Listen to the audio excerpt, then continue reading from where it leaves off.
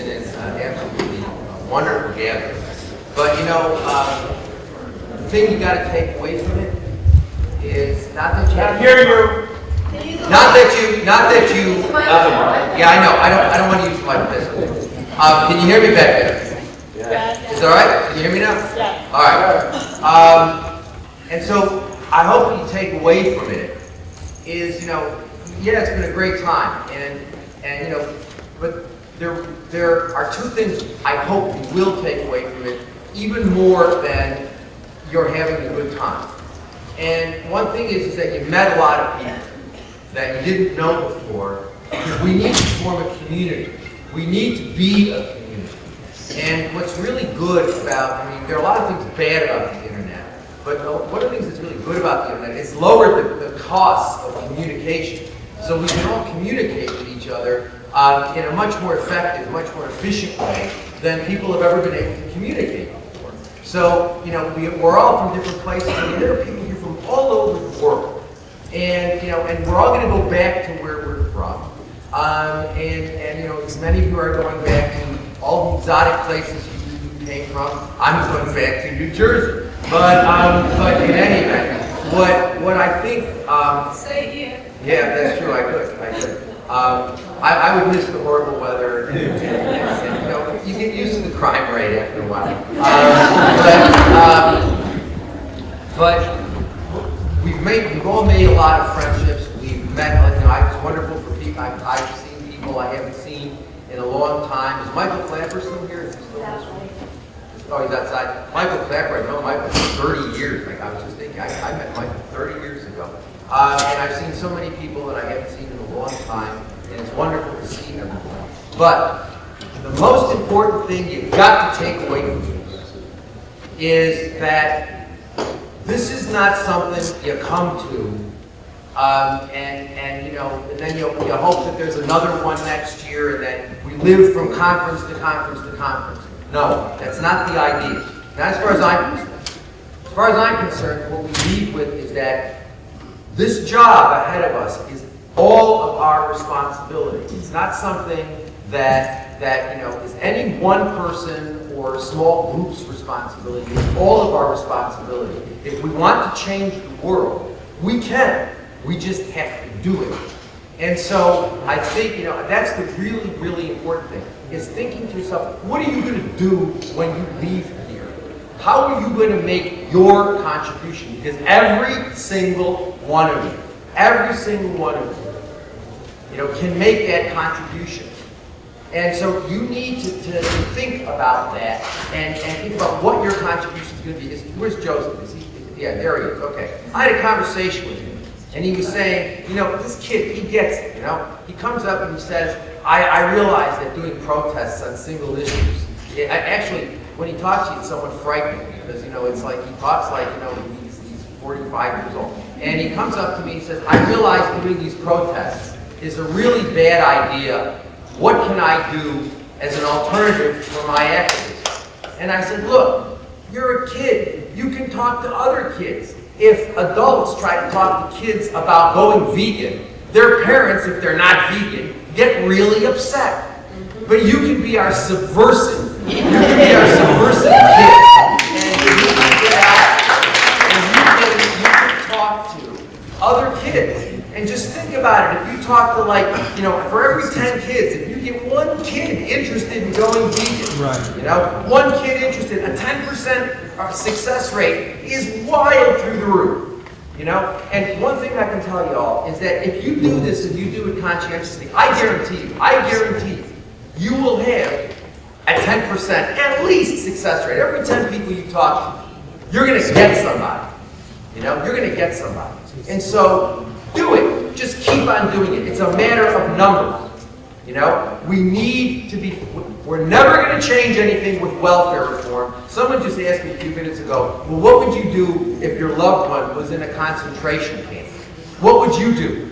And I can tell you one thing I wouldn't do. I wouldn't be in favor of advocating for her more humane torture. That's one thing I can tell you, is that I wouldn't be, you know, and I think we've got to get away from this idea. We've got to get away from this idea that we've got to do something now to help the animals suffering now, because welfare reform is not helping animals that are suffering now.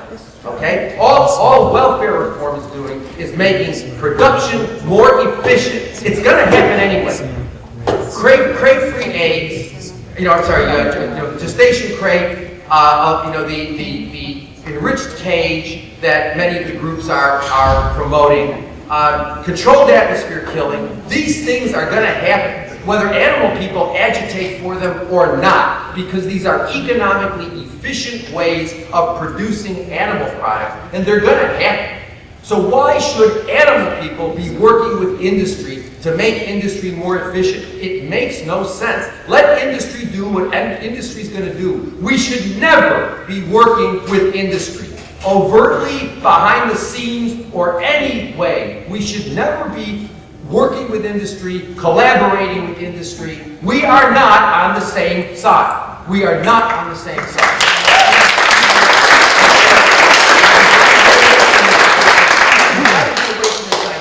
That animal activism is you're writing a check to these multi-zillion-dollar organizations that have 30 trillion people working for them.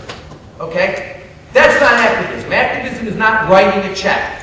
Go to, I'd like to see, is there any animal organization that doesn't have like a donate button on the, you get to their page, donate, donate, donate, donate, donate. Give us your money, because that's what activism has become. They have infantilized the movement. They have infantilized the movement by making people think that what animal activism is giving them money so they can do something. It's not them, it's not they, it's you. And keep your money, because you're wasting it giving to these organizations. All they're doing is making consumption of animal products more comfortable. They're making it more comfortable for people to consume animal products. You are the people who can change. They ain't going to change the world. All they're going to do is make it more comfortable for people to continue to exploit the vulnerable. You want to change the world? Do it, damn it. Do it. But you've got to resolve to do it. And it's hard work. But you know what? I mean, if you really want to change things, what do you think? It comes at like no cost? You think that, you got to get over things. You have to learn how to speak to people. You have to educate yourself. You have to do things you may not want to do. Take time, read things. Learn how to talk to people. Talk to people. Talk to people who aggravate the hell out of you. Every single day, I talk to people. You know how many times I've been asked about plants? Do you have any idea how many times people have asked me about plants? How many times I've been told that Hitler was a vegetarian? Actually, Hitler was not a vegetarian. But, so what? Stalin ate a lot of meat. So, what difference does it make? He's irrelevant. But, remember something, though. You're trying to shift the paradigm. You're trying to shift zillions of years of hierarchical oppression, hierarchical species as oppression. It's like dealing with sexism. Sexism is very, very difficult to eradicate because men have ruled the world for ages. And so that's become normal. And the violence that we perpetrate has become normal. Patriarchy and all of the horrible things that come along with patriarchy is the default position. So when you try to dislodge the default position, it's difficult. But you know what? We don't have the choice. Not as far as I'm concerned. Y'all have to make up your own minds. But not as far as I'm concerned. And so, you've got to decide. When you leave this thing today, you've got to decide what you want to do, what your contribution is going to be. Now, I'm going to have a couple people come up here that I don't mean. Some of the people that I was hoping would come couldn't come. One person was in Canada and has just recently got, married a Canadian national, but he needed some document to get out of Canada. He was afraid they weren't going to let him back in if he didn't have to. He couldn't come. We had some other people who couldn't show up. But we've got a couple of people here who are just phenomenal folks who have been doing, Jeff Kurz and Sandra Cummings, who have just been doing great stuff for a long time. And look, we don't ask for donations. We don't accept it. I don't accept it. So we're just doing this ourselves. And what you can do yourself is limited only by what's your imagination. And so, we're doing stuff. We're making a grassroots movement. And I don't care who tries to stop us, it ain't going to happen. I don't care how much the big groups despise what we're doing, I don't really care. They mean nothing to me. Because we're going to do this. I'm going to do this, and I hope you all will want to do it too, and I hope that we will all do it together. But it's a decision you have to make.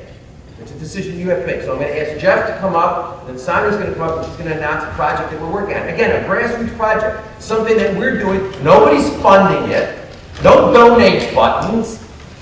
It's just something that we're doing as part of the effort that our little group is doing. And one thing I want to give you a heads up about now. This morning I made a decision that I don't know when next year we're going to do it, but we're going to do something at Rutgers next year.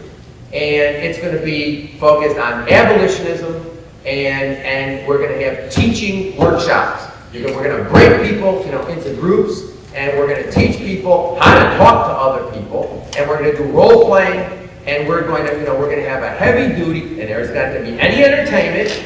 There's not going to be anything. It's going to be 3 days of hard work. I hope I will see many of you there. Okay?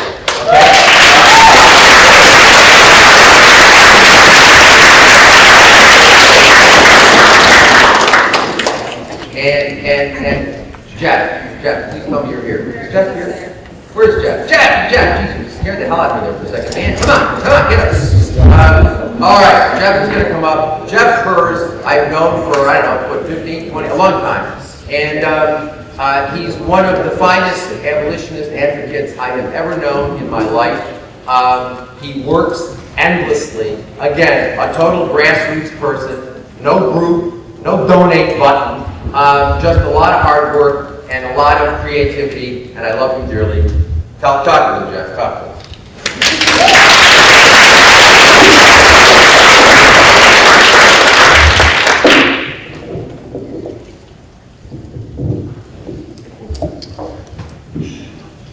Thank you, Bob Linden and Julie Curran-Meskel and the World Vegan Summit for inviting me to speak, ask some questions, propose possible answers to other questions, and engage in productive discussions. It is a privilege to be here. I'm going to tell you about the various kinds of grassroots vegan activism I have done, as well as provide some analysis of this activism. I became vegan in 1996. Over the next 2 or 3 years, I engaged in various legal campaigns and other single-issue campaigns, supposedly for the benefit of non-human animals. As you have heard from Gary Francione and others at this summit, legal campaigns and single-issue campaigns generally do not incrementally lead to the abolition of animal exploitation. They do very little, if anything, to reduce the suffering of non-human animals. These sorts of campaigns serve to further entrench the status of non-human animals as property, thus making it even more likely that non-human animals will always be exploited in horrific ways so long as no economic waste is involved, or so long as one use of animals is replaced with another equally abhorrent use. In the late 1990s, however, I did not yet understand that. I did not understand the reasons, nor did I have the evidence for why legal campaigns and other single-issue campaigns are seriously harmful to non-human animals. So, I protested for PETA, petitioning McDonald's to change its regulations about how non-human animals are exploited and killed. I protested animal circuses, without realizing that the best case scenario is that the public would simply replace one kind of animal entertainment with another. I engaged in many kinds of regulationist activism that I now regret. Thankfully, in 1999, I read Gary Francione's book, Rain Without Thunder, The Ideology of the Animal Rights Movement. As I was reading it, I could see that Francione's conclusions were correct. On the other hand, I did not want to admit to myself the enormity of the problem we face as abolitionist vegan animal rights activists. I was comfortable going to protests. Regulationist activism was a habit I had become psychologically attached to. So when I read Rain Without Thunder, I struggled in my mind to think of reasons why Francione's conclusions were wrong. That was impossible because the reasoned analysis and empirical evidence in Animals, Property, and the Law and in Rain Without Thunder are watertight. So I grudgingly admitted to myself that legal campaigns and other single-issue campaigns are counterproductive, and I stopped engaging in them. This is similar to a longtime vegetarian who is resistant to going vegan. Lacto-ovo-vegetarianism is harmful and makes no sense. Similarly, regulationist activism is very harmful and makes no sense. It takes a certain small measure of integrity to realize that and live by it. Many people all over the world have done it, and so can you. Later in 1999, my friend handed me her cell phone and Gary Francione was on the other end.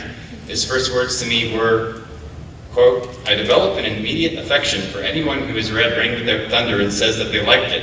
End quote. This was in the days when the internet had barely become prevalent for 5 years or so, and no one outside of the large animal charities had heard of Francione. Francione had received countless death threats from animal people for his writing Rain Without Thunder, and here I was saying I liked it.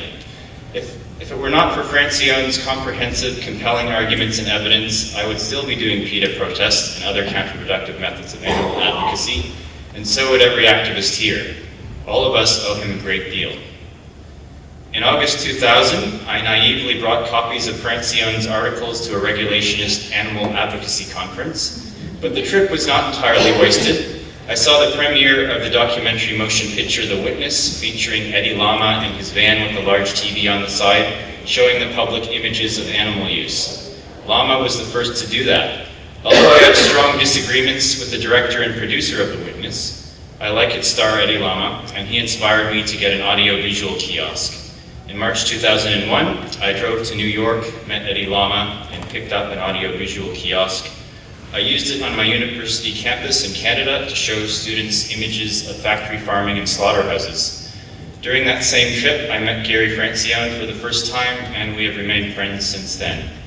Later, I took the kiosk to France and used it there. Before I talk about the use of video in vegan activism, I want to briefly discuss vegan activism in general. If someone adopts a vegan diet for ethical reasons, it is almost certain that they will also stop contributing to other uses of non-human animals, such as using animal-tested products, wearing animal clothing, and watching animal entertainment. This is because the vast majority of all animal use is for food, and food is much more psychologically important than other uses of animals. So when someone eats only vegan food for ethical reasons, everything else tends to follow automatically. Furthermore, as more and more people go vegan, fewer and fewer non-human animals will be bred into existence. Eventually, this will result in a vegan world in which all animal use has been abolished. Veganism is the only thing that is going to end animal use. Our job as activists is to bring that about as quickly as possible.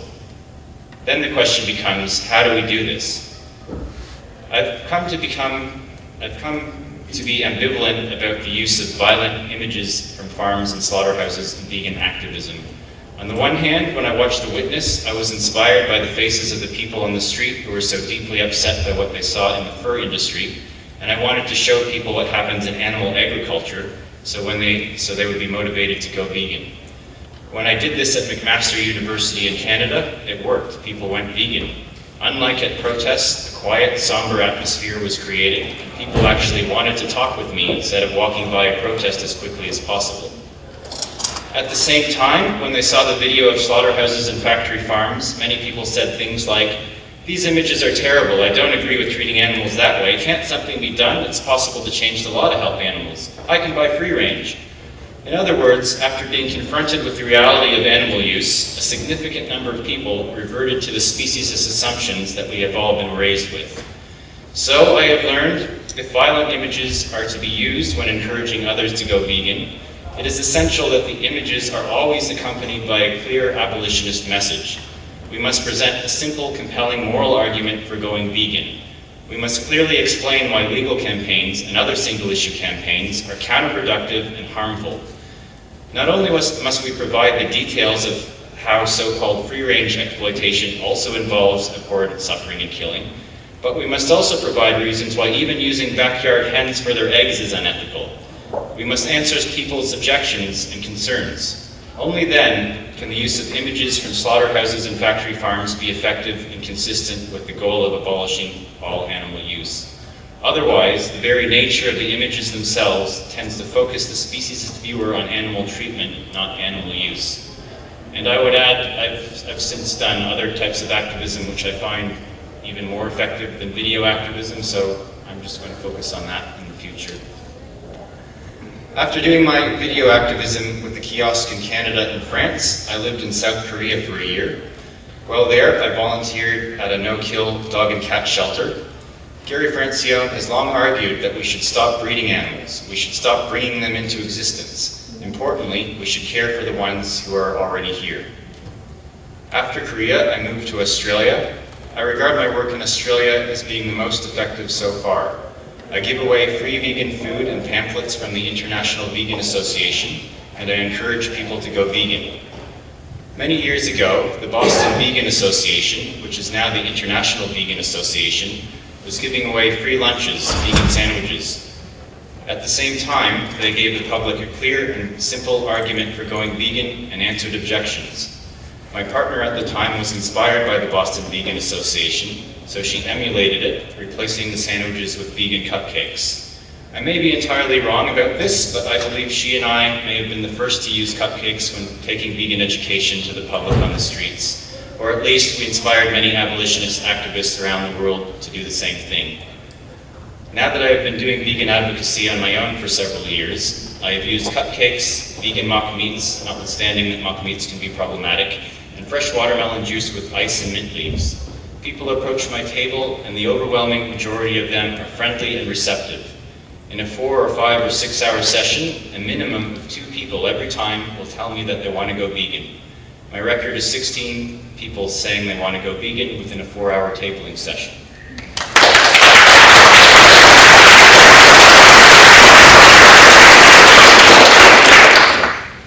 One area in which I've been slack is doing follow-up and vegan mentoring. The International Vegan Association is very good at that, and I intend to do it as well. The success that I have experienced at helping people go vegan at the grassroots level is being repeated by abolitionist vegan activists all over the world. Giving away free vegan food and encouraging the public to go vegan is so easy to do that any abolitionist can do it. I don't regard myself as having any special talent at educating the public, even though I help make new vegans all the time. Anyone who has read Gary Francione and Anna Charlton's book, Eat Like You Care, can give away free food and make new vegans. I am certain that there are better vegan educators out there than I. The reason I like doing vegan education tables is the same reason I like doing the audiovisual kiosk activism. Both types of activism involve taking the abolitionist vegan message directly to the people on the street because other available media options may be less effective. Regarding the private news media, at this point in history, it is possible, although difficult, to get a clear abolitionist vegan message in a news piece, and it is guaranteed that it will be placed next to a regulationist message for so-called balance in reporting.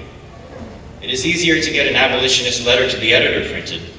There will come a day, however, when it will be impossible to get any kind of abolitionist vegan message in the private media, simply because the advertisers of animal products will not allow it.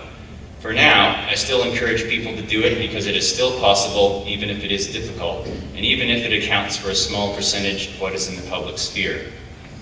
When I say this, I'm not talking about the so-called animal welfare issues that appear in the mainstream private media from time to time.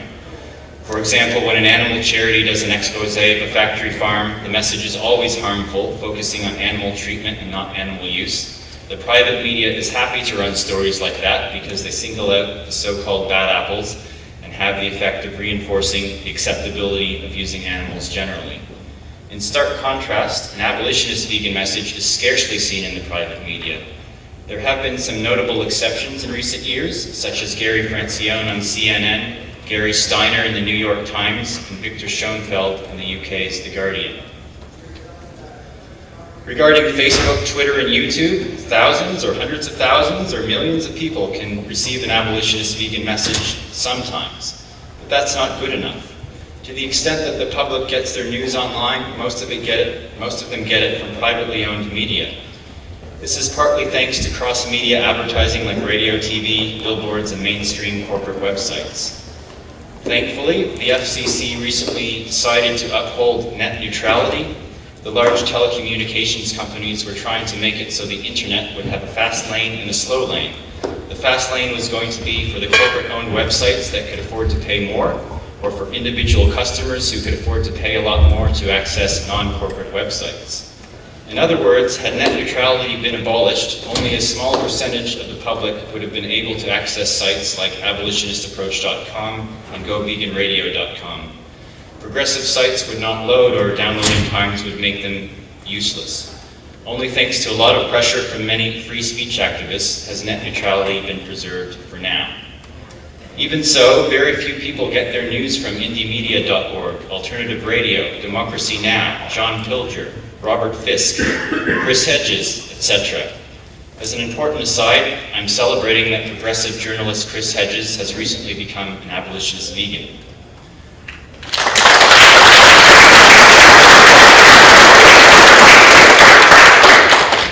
I cannot think of a good enough way for the abolitionist approach to reach millions and billions of people as it needs to. I know the theory. What is required is building more independent media institutions and strengthening existing independent media. That's what I'm passionate about, the media. Unfortunately, I have very little idea how to proceed. In the near future, I plan on doing a local community radio show that is also a podcast. It will be focused on human rights and environmental news from a progressive perspective.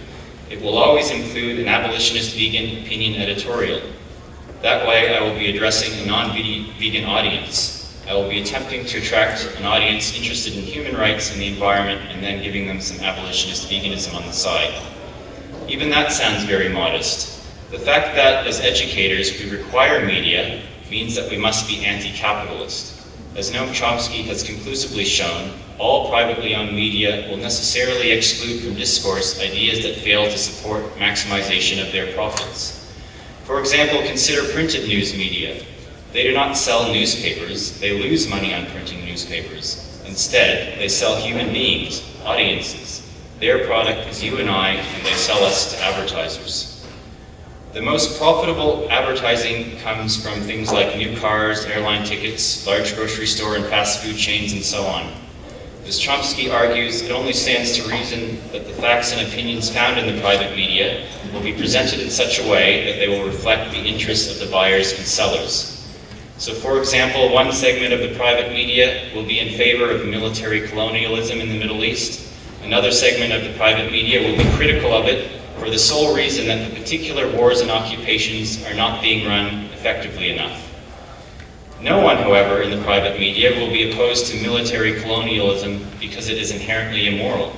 As Chomsky notes, there is a lively debate between two sides within a very narrow spectrum of opinion, representing two or more factions of wealthy elites. Similarly, some private media will represent the interests of the so-called free-range market more than others. The only reason why an abolitionist message is sometimes allowed to squeeze through, the only reason why they toss us a few vegan crumbs, is because we are not yet a threat to them. We need to change that with our creative, nonviolent vegan activism.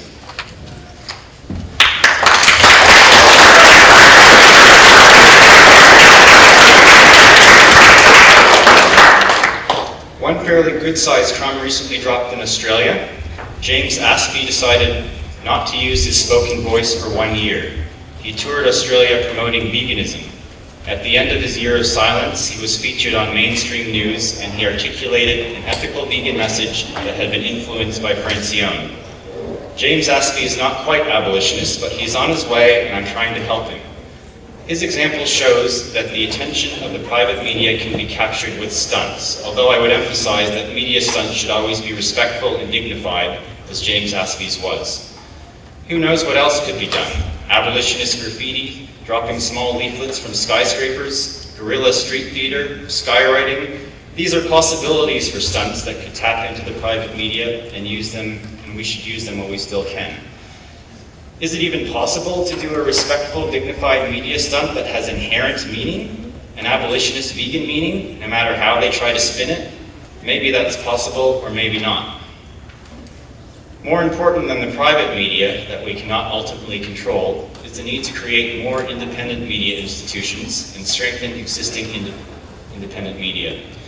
Doing this is a form of anti-capitalist advocacy, which we are compelled to engage in if we choose to be vegan educators. Educators require a medium of communication, whether it's face-to-face or via satellite. The media are largely closed off to an abolitionist vegan message. So we must engage in this particular form of anti-capitalist advocacy and build connections with other progressive thinkers and political activists. Support worker-owned cooperatives, for example. Listen to Go Vegan Radio.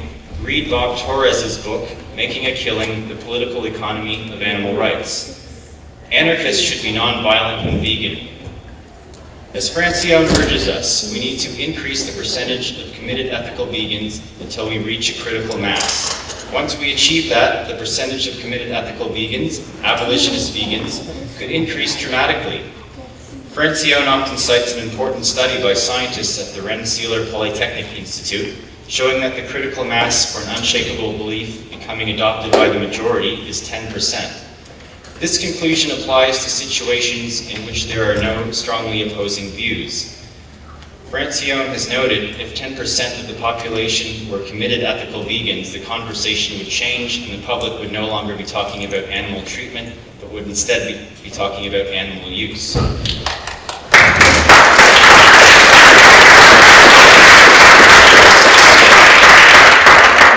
For situations in which there are two or more strongly opposing views, the same scientist at RPI published a second study showing that the critical mass is between 16 to 17%. The number itself is not important. The bottom line is that we should be helping as many people as possible go vegan, and once we reach the critical mass, everyone else will quickly follow. I've discussed my grassroots video activism. I've discussed my grassroots vegan tabling. I've discussed social media activism. I've discussed conventional media activism, and noted that we should engage in it while doing so is still possible. I've discussed independent media and having a strong abolitionist vegan presence there. The point of all of this is to first go vegan yourself and then discover what the most effective methods of creative, nonviolent vegan education are. Then go out and make a vegan world. Thank you.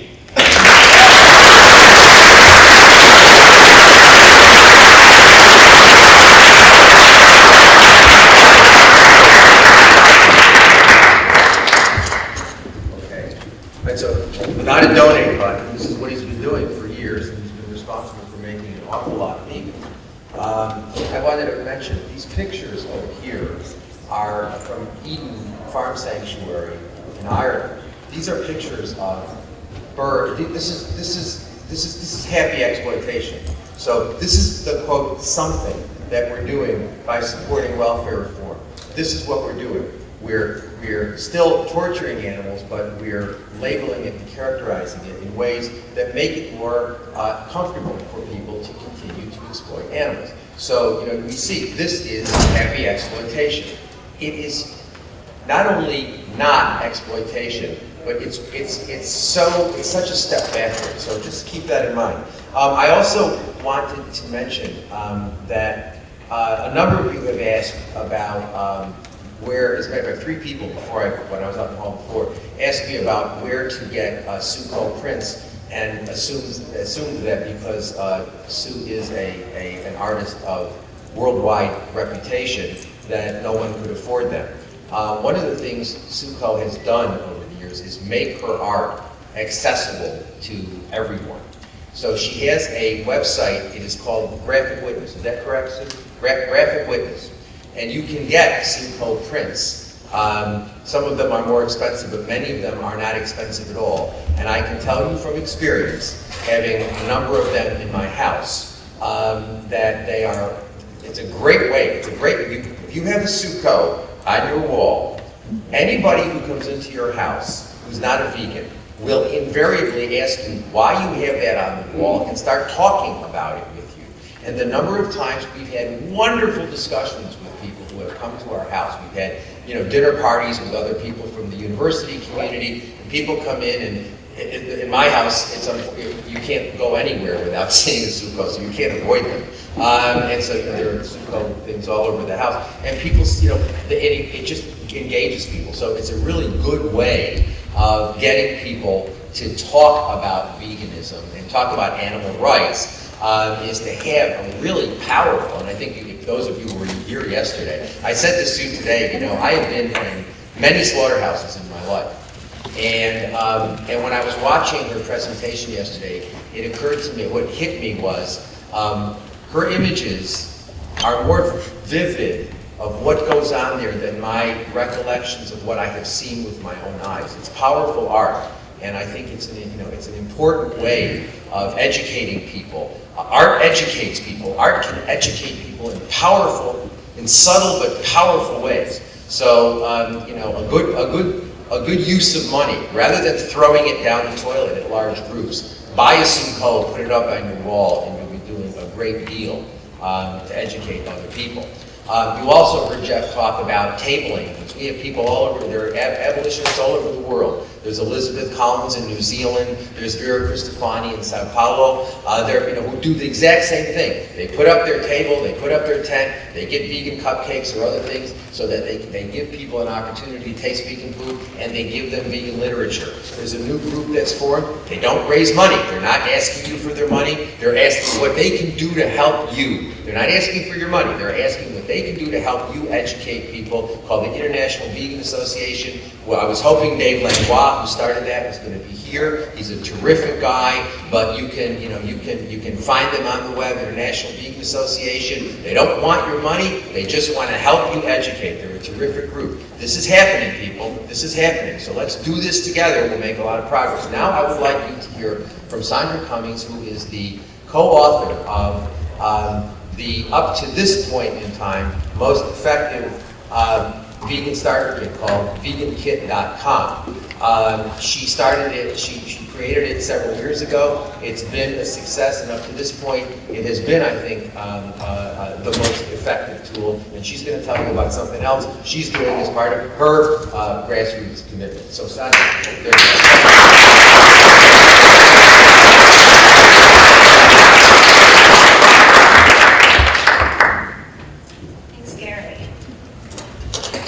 Before I begin, I just want to give another shout out to Bob Linden and his volunteers for making this happen. It's been really wonderful.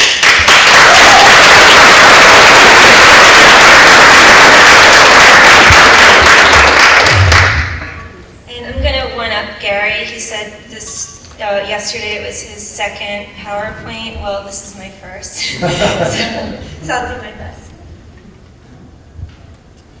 As most of you know, vegan advocacy always involves answering a lot of questions. Some involve deserted islands, some involve living as lions. But there are in fact times when you get sincere, genuine questions about veganism. And these questions generally can be broken down into two categories. Why should I go vegan? And how do I go vegan? In terms of why, there's so much confusion out there from welfarists, from new welfarists, from those who focus on personal health or the environment, often minimizing or completely ignoring the immorality of using sentient beings as resources. Fortunately, Gary Francione has been working nonstop for over 30 years to answer why veganism should be the moral baseline, and has pioneered the abolitionist movement.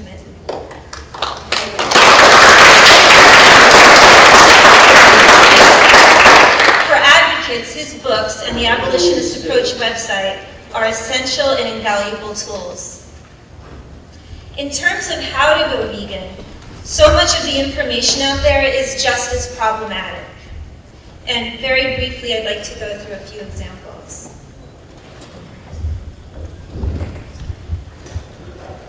So this is the homepage for Mercy for Animals Choose Veg site. Notice that the entire focus of the page is on food and rethinking your diet. And what exactly does veg mean? I still don't know what veg means. Notice the word vegan does not appear anywhere on the page. And here's their ways to transition page. To them, it's very important to show yourself compassion as you transition your diet.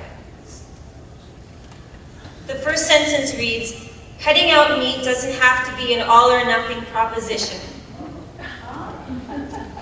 Later on they state, whether your goal is to go vegetarian today or to simply eat less meat, here are some options for making the switch.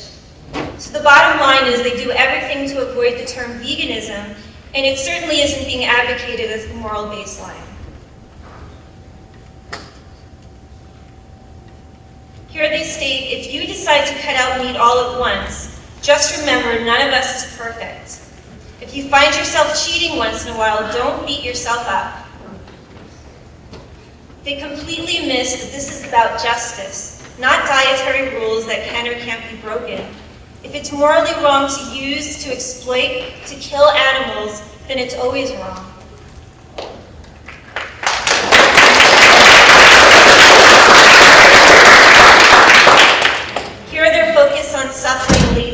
absurd position. They actually recommend that if you can't give up meat altogether, then replace chicken, eggs, and fish with products that are derived from animals that are supposedly less abused. So basically replace this meat with that meat. I'm not quite sure how they decide which animals are the most abused, but again, they miss the point entirely. All animal use is exploitive and morally wrong.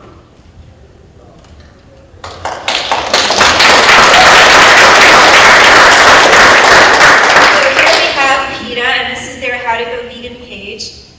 Now, PETA's how-to isn't ridiculous on its face, but it still focuses entirely on food. And more problematic, of course, is that it's promoted by PETA, which is a new welfarist organization. And here's just a few problematic aspects of PETA's website. So this is from their Action Center. Dogs being killed for leather need your help. What if your leather gloves were actually made of dog skin? Sadly, that may be the case, but you can help change this. Now, this is a typical single-issue campaign that allows the potential donors off the hook about their own leather, usually made from cows, and focuses on practices on the other side of the world that harm the animals that we view as companions. Or the entry below, asking us to boycott airlines that ship primates in favor of airlines that do not. No mention of the fact that all airlines serve hundreds of animal-based meals on every flight derived from so-called food animals. And then moving over to their blog, PETA was involved in the protest to ban elephants in circuses, but this blog entry ignores where the elephants will end up, as well as all of the other animals enslaved and exploited at the circuses. And as Gary mentioned yesterday, I think that they're also including camel acts now. So that's a single issue campaign for you. And on the right, how exciting, bikini-clad lettuce ladies giving the St. Patrick's Day parade a Go Green twist. And most of you know about PETA's kill just about all policy. Here they actually argue against no-kill policies in favor of peaceful death through euthanasia. Now, these kill statistics, however, are quite sobering. Last year, of 2,631 animals received, 2,324 were killed. And here's just a smattering of the so-called victories that PETA has won for the animals. The Gordon Ramsay item is especially mind-boggling.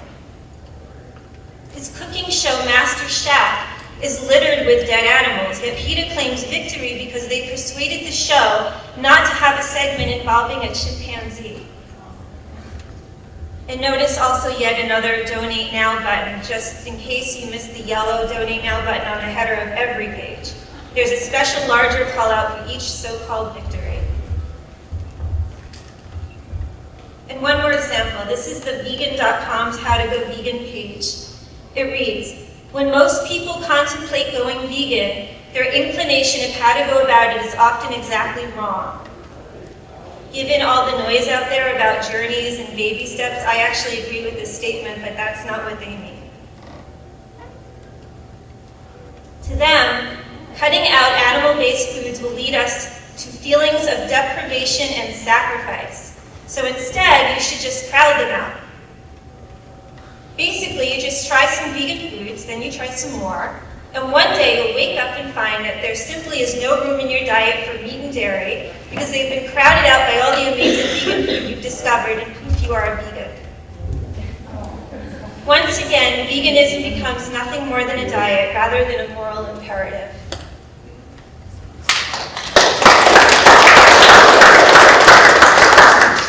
And here are some other quotes from their FAQ section. I especially like the first one.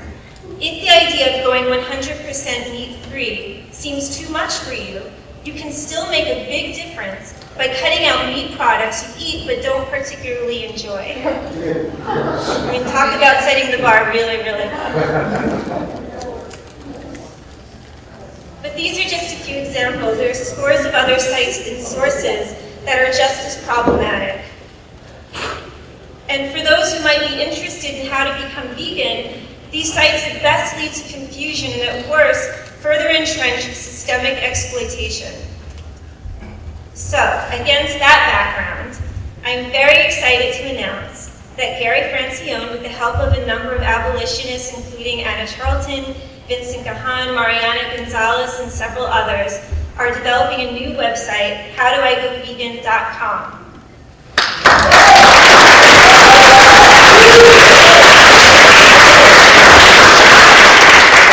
This website will provide tons of practical information about going vegan and living vegan, including hundreds of recipes, an extensive product guide, and a detailed nutrition section, but all of it will be inextricably linked with the abolitionist approach.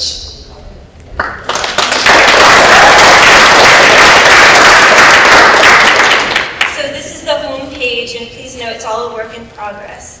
For starters, the main imagery will relate to non-human animals, not food or dietary choices.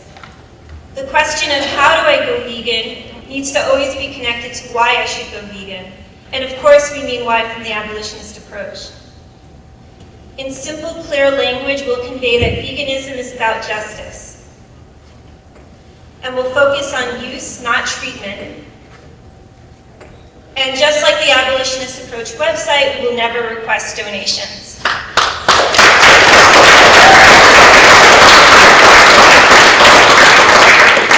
Again, connecting the how with the why, we will clearly explain the abolitionist approach. We'll reject welfarism on both moral and practical grounds. And we'll illustrate how veganism is not a diet or a lifestyle, but a matter of justice and nonviolence. Fear not, there will be some food on this website. Vincent Gahan, author of New American Vegan, is providing over 150 recipes to start, with many to follow. And by the way, Vincent's also our talented web designer, and he's doing all the work to actually build out the site.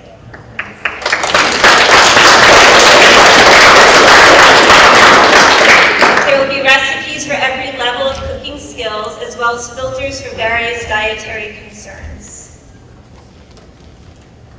And if you follow Gary's Abolitionist Approach Vegan Kitchen on Facebook, you've seen many of Vincent's culinary creations.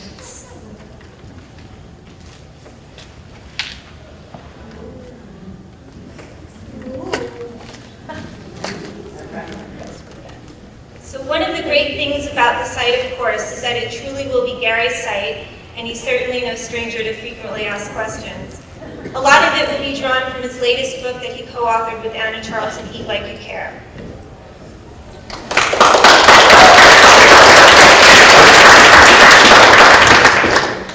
As Gary reiterated yesterday, the world is vegan if you want it. Well, if we want it, we need to advocate for it. So this site will have a comprehensive section that provides tools for grassroots vegan advocacy. The Abolitionist Approach pamphlet will be available in over 24 languages. Hundreds of electronic posters in multiple languages will also be available, as well as print-ready large format posters.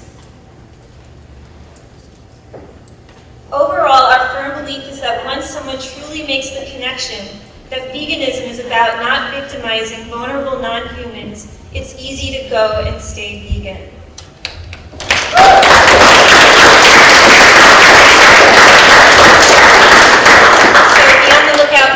In the very near future, and thank you.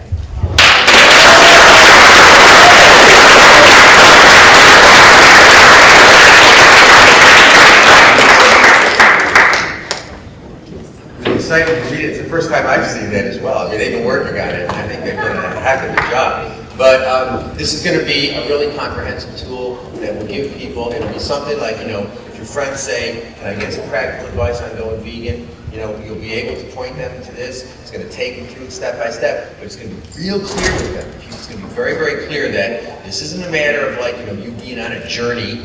This isn't a matter of you taking baby steps. This is a matter of if you take, you know, look, you're either a vegan or you're participating in animal exploitation. There is no third choice. There really is no third choice.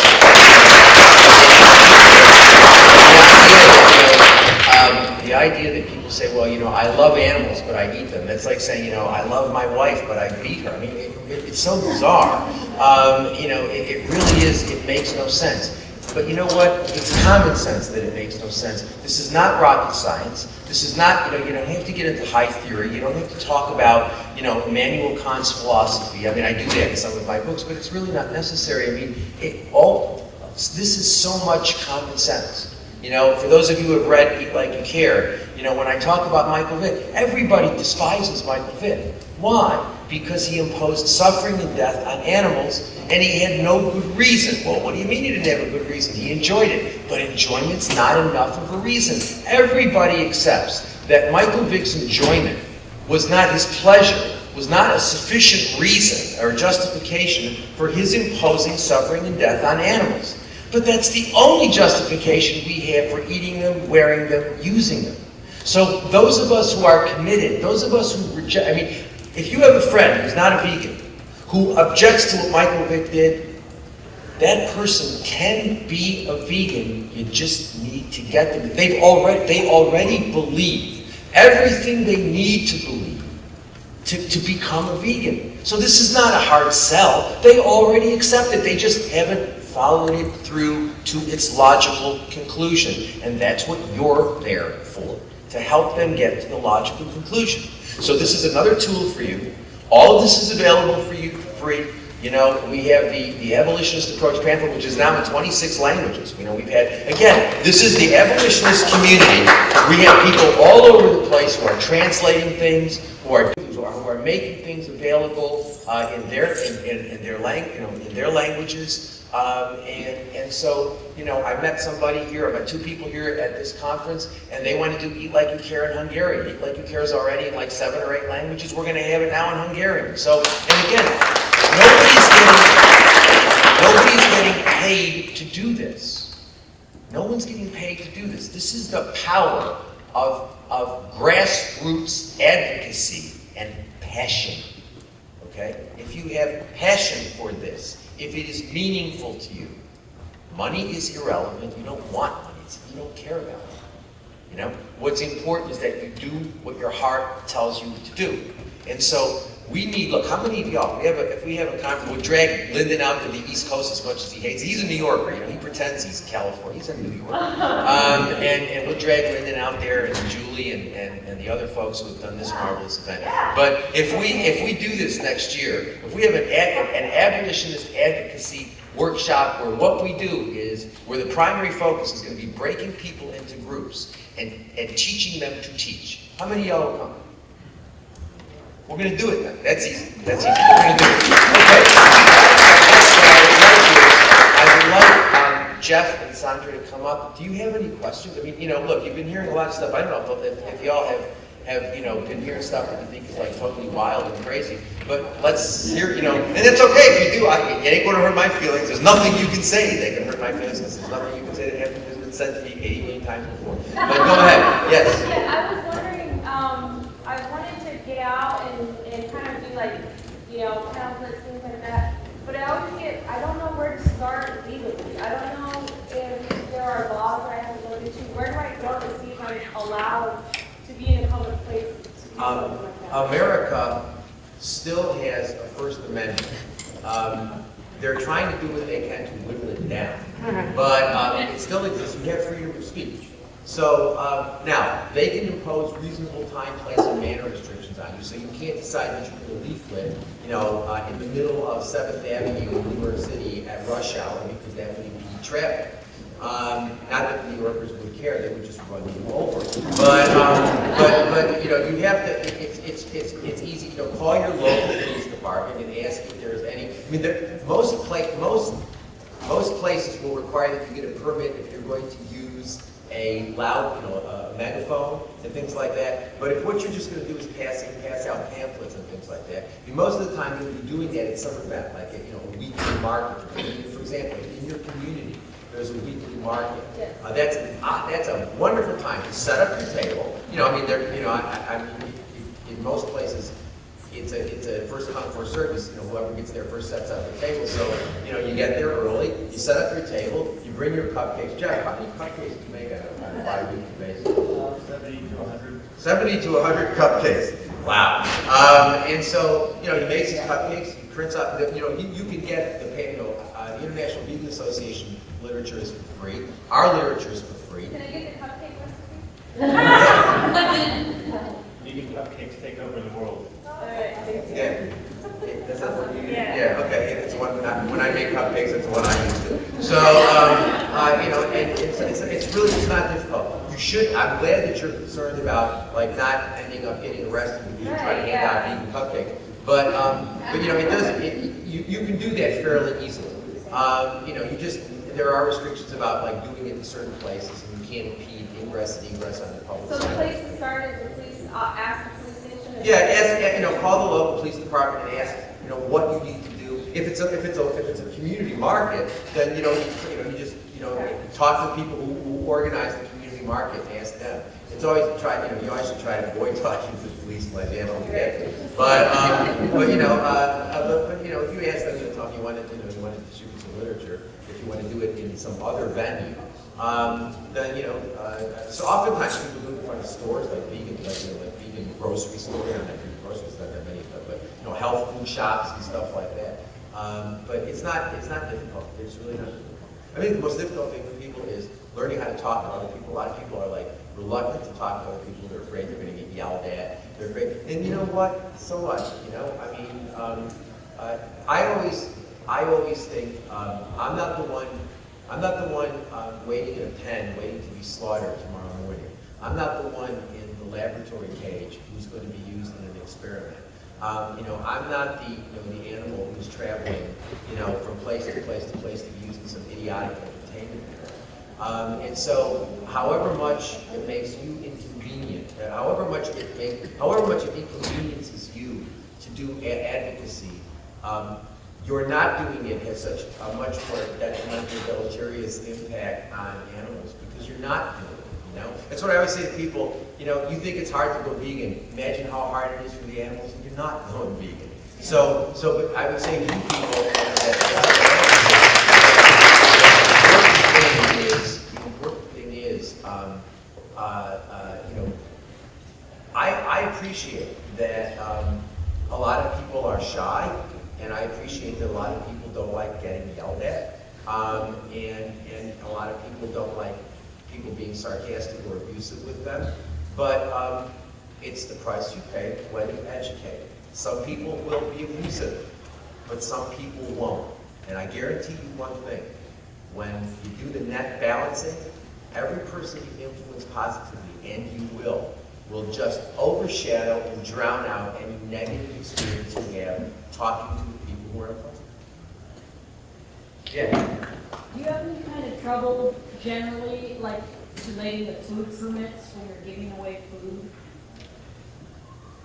It depends on where you're doing your activism. I don't. I go to the local city council and apply for those permits, and they have to inspect the kitchen, and it's a small fee, and it's easy. But I suppose it would be different if you're in a different place, but you just find out about those things. You can get like packaged stuff, if you pay a little bit more money. I would suspect you can get those cookies that they had at the table, the registration table. I don't know what's the name of that company, those cookies that we've all been eating, that some of us have been stuffing ourselves with all weekend long. What is it called? Alternative. Alternative bacon, whatever it's called. Yeah, I imagine if you buy like a lot of those, you can get them, at a bulk break and stuff like that, because you can get them more cheaply. And you can pass them up. Those you won't need you don't need a permit for because it's packaged food. So but the idea is just get somebody there tasting something vegan and get them to be a captive audience for a few minutes while you talk to them. That's really what the idea is. Just to add to that I haven't done a lot of the tabling like Jeff. I only had the table out a few times, and we're both really shy, and I'm actually a shy introvert. But it's a lot of one-on-one talking, and all of it was pretty positive. I'm not saying that you're not going to get somebody who's going to give you a hard time, but people are coming over to your table because they want to talk to you and they are interested. And so my experience is really positive, and I'm just inspired by Jeff and others to get out there and do it more consistently. And so, and as far as the cupcakes, I don't really know the law on that, but, I mean, we're not selling it, we're giving it away, so I don't know if it would make a difference if we're selling it. I mean, you still may, have, depending on where you are, you still might have to get some permit because you're passing out food. But if you're not selling it, that generally makes a difference. I mean, Jeff's not selling it, he's complying with the local Australian regulations. But if you're not, in many places in the United States, although it varies place to place, if you're not selling it, the regulations are considerably different and less stringent. Following what Sandra just said, I've been doing this for 5 years, and I don't recall having anyone scream at me. I live in the middle of cattle country, and farmers are generally polite. Most of them just walk by. Those who stop are polite. I'm sure, like, you know, I have had maybe 1 or 2 or 3 people in 5 years who were aggressive, but not that I was scared of them. So it's just because it creates such a positive atmosphere. People come to me. Yeah, I would expect, I think other abolitionists have had similar experiences. So I'm not saying it won't happen where someone won't yell at you, but to me it's very rare. I would say, you know, there are probably about, there are at least like 15 people who are, you know, involved, you know, whom I know, who are doing this sort of thing on a weekly or bi-weekly basis in different parts of the world. And they communicate with me fairly often, telling me about their experiences. And very rarely do I ever hear from them that there's something, that they had a really unpleasant experience. What they'll do is they'll get people coming up saying, what about plans? And they'll get people saying, you know, but, you know, isn't it natural for us to eat meat? You know, the same sort of stuff that we discuss at Eat Like You Care, the same, you know, idiotic things that we hear time and time again, day in, day out. You know, isn't it natural? Isn't it traditional? Doesn't God want us to do it? What about plants? Wasn't Hitler a vegetarian? You know, all that stuff, you just hear it again and again. But, you know, deal with it. And you know what? The more stupid the things are that they say, look, if somebody comes up to you, and the best thing they have to say to you is, what about plants? If you can get past the annoyance that you feel by being confronted with such a moronic statement, and you know, you should never ever react. I mean, you should never react. You know, you should never get angry with people.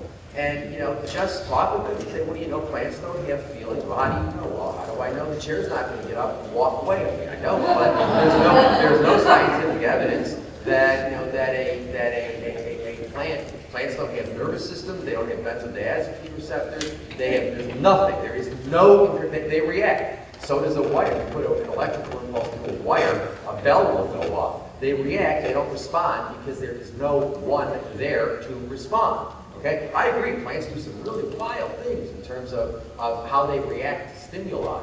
But, you know, and they're alive, no doubt about that. But the issue is not whether they're alive. Amoeba are alive.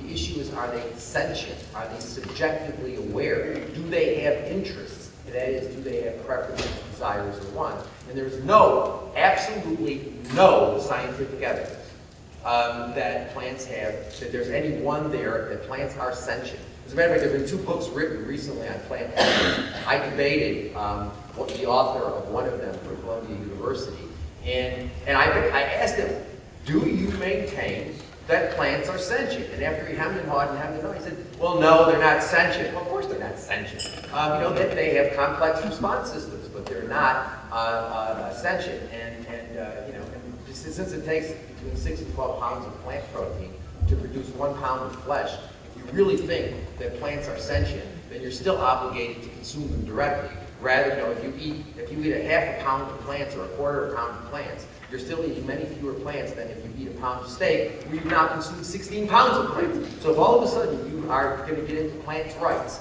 you're still obligated to be vegan. There is no doubt about it. But you know, the more idiotic the things are that people say to you, the more it is the case that they're grasping at the last straws of their speciesism. And so what's really important is that, you know, don't get upset with people, just discuss it with them. Show them that their position is not sustainable. And just keep getting them back to the core ideas. Do you have a dog? Yeah. Do you love your dog? Of course I do. Then what's the difference between the animal you love and the one you stick a fork into? And the answer is, there ain't no difference. You know, and you just need to focus people on the core ideas, which are really quite simple. Any other question?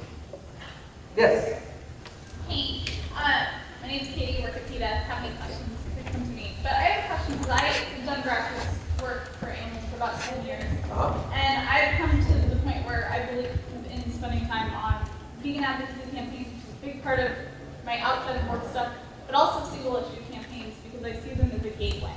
I think that as we've been talking about, all of the messaging that we see is about animals being used and being that being normalized.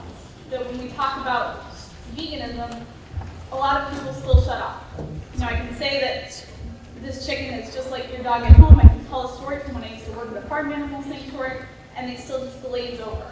And I wonder if you guys have any thoughts on the idea of using these as gateway campaigns, because once you say, yes, it's not okay to eat an elephant, yes, we can't confine animals for entertainment, yes, we shouldn't test on them for cosmetics, I think that it opens the door to say yes when you accept the easy yeses for meat and for animals in factory farms. I'm just curious to know where you guys stand on that, because I have seen it as an effective tool in the thousands of hours of outreach that I've done.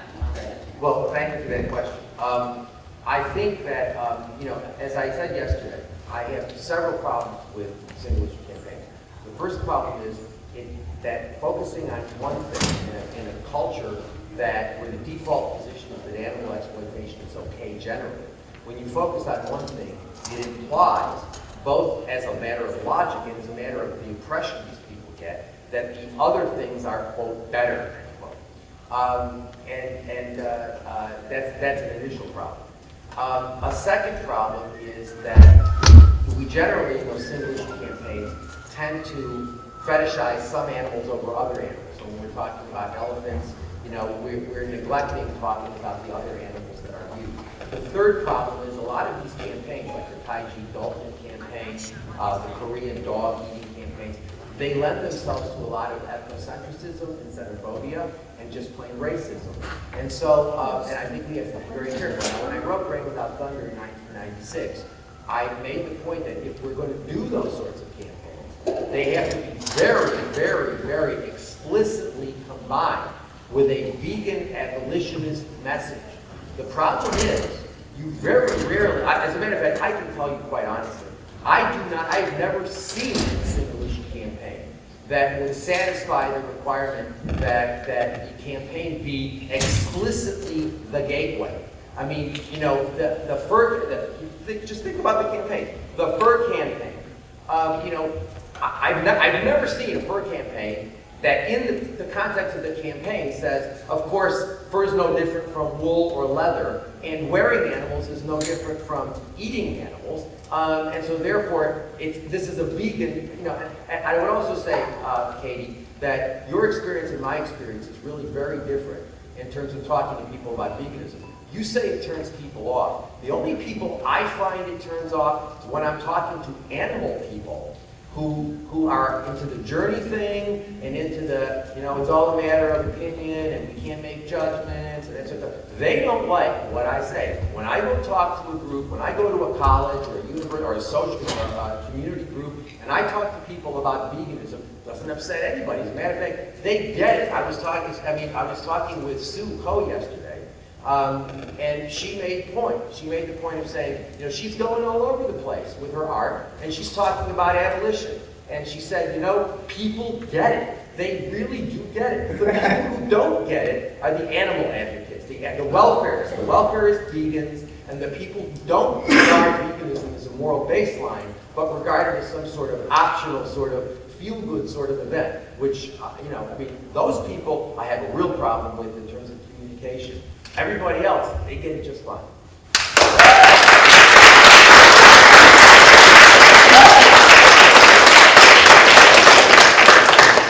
I'd like to add that activists are unusual, unfortunately. I've known activists who have gone vegan supposedly as a result of being in touch with the single issue campaign, being exposed to one. But for the vast majority of the public who will never become activists, they don't. They just think it's wrong to wear fur, or we should stop whaling, but that's all they'll think about, and they won't go vegan. But we can sort of get a false picture if we're only surrounded by other activists. Oh, I went vegan because of the Ban Live Export campaign. Well, great, that's very unusual, but it doesn't reflect what happens in the majority. And let's give vegan education a chance. We've never done it. No one's ever done pure vegan education. Let's do it. And it takes care of everything. You get a one vegan, ethical vegan, they don't go to circuses, they don't, it just gets to the root of the problem. It is radical. Radical means literally getting to the root. And so once someone's a vegan, you don't need, there's no discussion about, whether they should go to a circus or whether they should wear leather or whether they should, it's like once that light bulb clicks on, it sheds light on everything else, And until that light bulb clicks on, then there's still, pretty much episodic with darkness with sort of little peeps of light. But once you get people to sort of see that, we all talk about nonviolence. Words of nonviolence coming out of your mouth, while products of violence are going into your mouth, really makes no sense. Yes? What do you have to say about the argument about keeping like zoo and conservation and aquarium and using it as education and conservation, I guess, of things? Well, in the early part of the 20th century, the Chicago Zoo had indigenous people from New Guinea in cages to educate people. Now, we would all agree that that's not, I didn't serve an educational purpose. Well, I suppose so, but we would all say whatever educational purpose was served was outweighed dramatically by the violation of human rights, right? Right. So that sort of question begs the question that it assumes that it is all right to exploit animals to educate humans. Once you say that, well, animals have rights not to be treated as property, they have a right not to be treated exclusively as means to human ends, they have a right not to be treated as commodities, then to say, well, but what about the idea that we should be able to use animals to educate people? Well, then, once you accept that they are non-human persons, the question becomes as objectionable, or the idea becomes as objectionable as using people from Papua New Guinea, using people from New Guinea and putting them in cages so that we can educate people in Chicago about what people from New Guinea look like.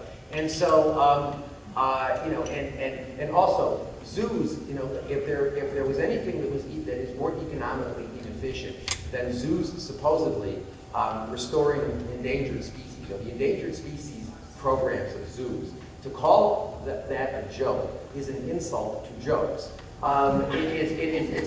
It's horribly ineffective. It's very expensive. It has been, for the most part, and I mean like for the most part, tremendously unsuccessful. And if you want to stop destroying species, go vegan. I mean, again, it's the radical solution, the radical in the sense of getting to the root. But if we want to stop destroying the environment, destroying species, then the best way to do that is to go vegan. And, zoos are, it always amazes me that people think that it's an all right thing to take your kids to a zoo.